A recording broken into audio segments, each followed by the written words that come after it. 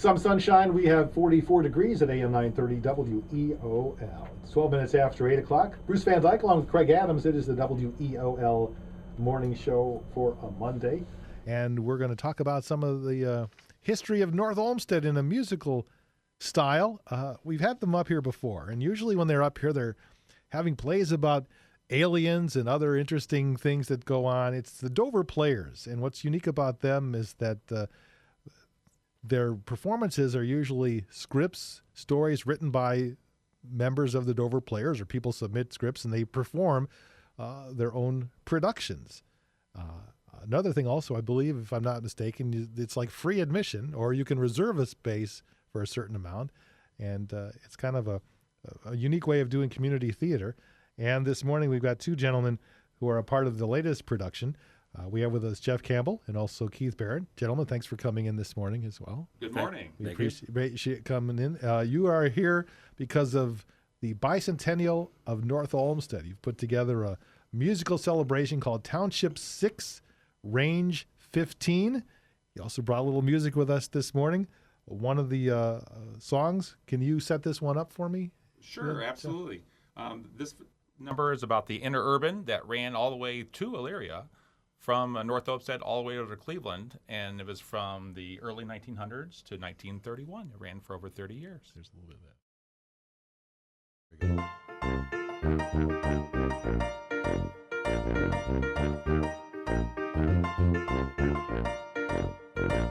The interurban is going to town. The interurban is going around.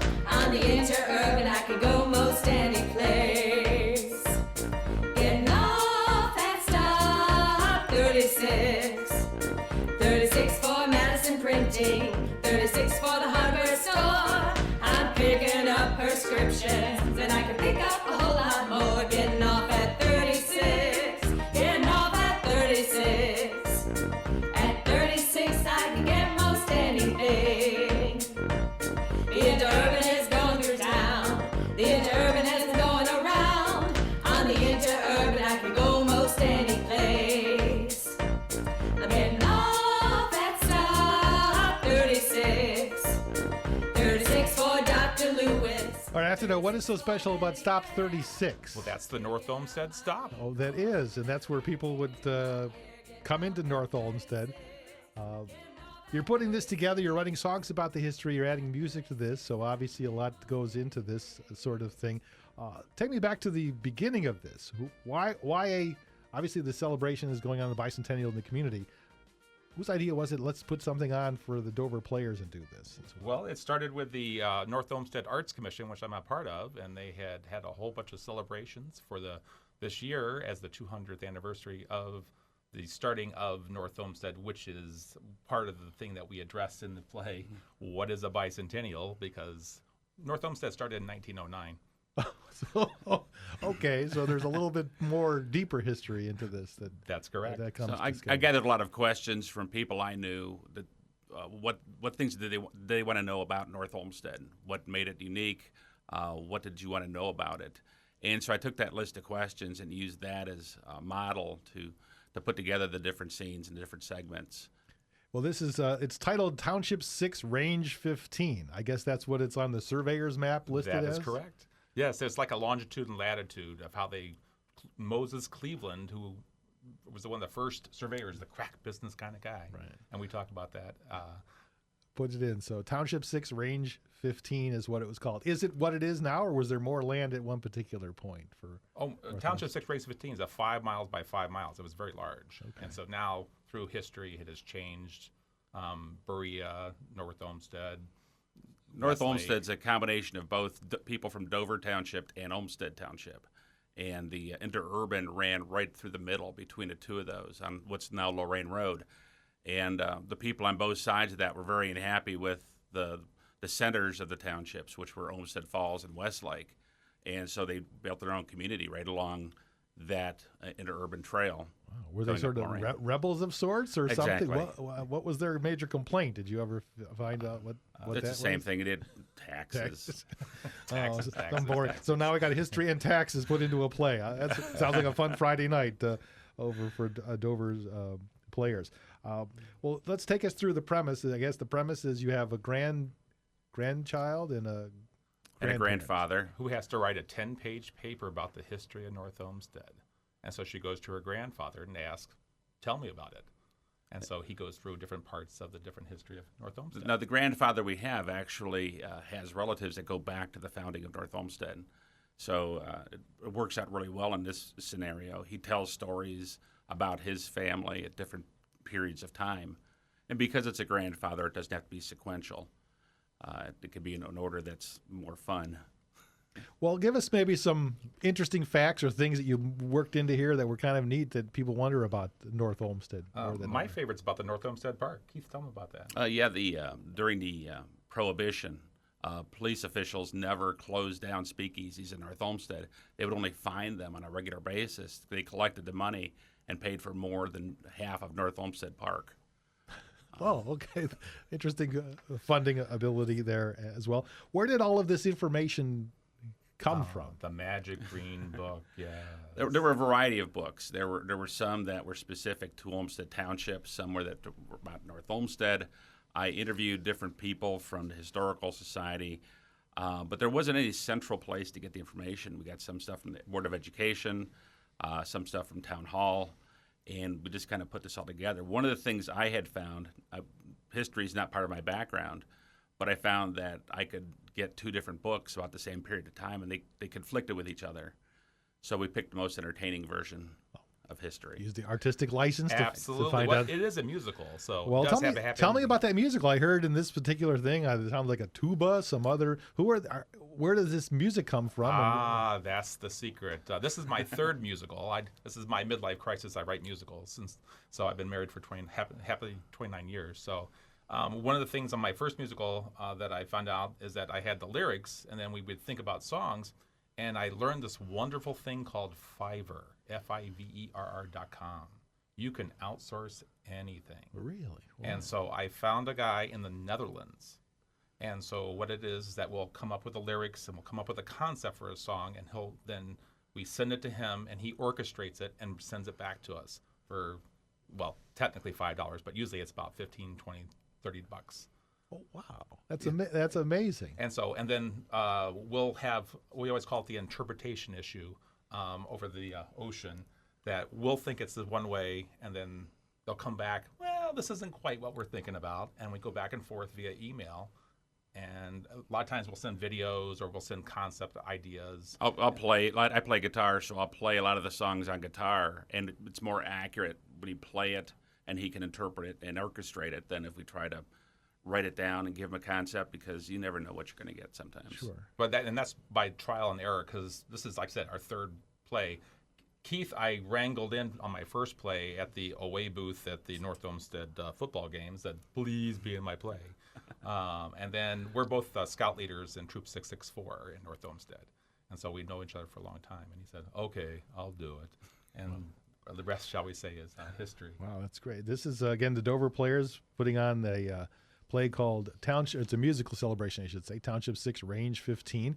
It runs through this weekend, and people can find out more at the DoverPlayers.com. Again, it's at the North Olmsted Town Hall, Dover Center Road, just south of Lorraine.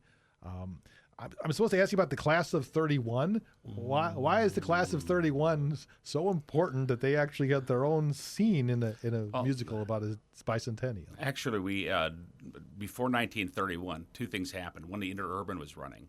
In 1931, it shut down. So students used to take the interurban to go to high school. There was no high school in North Olmsted. So we had students going to Elyria High School, Lakewood High School, Fairview High School, Dover High School, and 5 schools. There's another one too. But in 1931, they had built what is the high school now, which is the middle school that's being torn down in North Olmsted. But it was the first year that was open. It was the first year that all the seniors from all the high schools came together to finish their senior year and graduate together. And it's really the first time that the North Olmsted became a community, because everything stayed inside the community at that point. All the students grew up and finished their schooling in North Olmsted. most people think of North Olmsted as a shopping center area. I mean, We have a great number on that. It's all about building of the mall. During the 1960s, the city council made a decision to take the entire length of Lorraine Road from the east end to the west end and take 300 feet on either side and make it retail. And that was kind of the beginning of its legacy. And we even commented at one point during the early 70s, North Olmsted was in the Guinness Book of World Records for having the most fast food restaurants, or most restaurants in a 1 mile radius. I could believe that. Trendsetters. As there as well, and obviously it's trying to adapt with the times. I'm tickled a little bit because you actually have a whole scene about the North Olmsted. What the M part stand for? It's NOMBL. The North Olmsted Municipal Bus Line. Right. These are the, yes. if people would remember, and are they still green and Orange. Are they still part of that, or is that? It's kind of been absorbed into RTA, into the Cleveland RTA.